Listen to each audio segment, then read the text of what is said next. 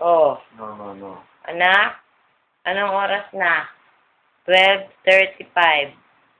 Tingnan mo si Daddy. Antok na. Daddy, ano masasabi mo? No. Oy, pinipilit ang sarili. Baby. Love, ano masasabi mo? Antok na si Daddy.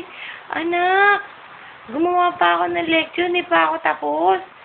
Pagdating ko dito, gising pa kayo. Oh, good night na.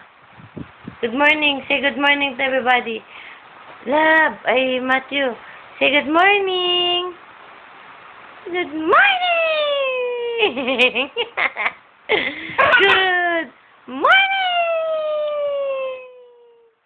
Good morning ka na. Oh, bye-bye. Love.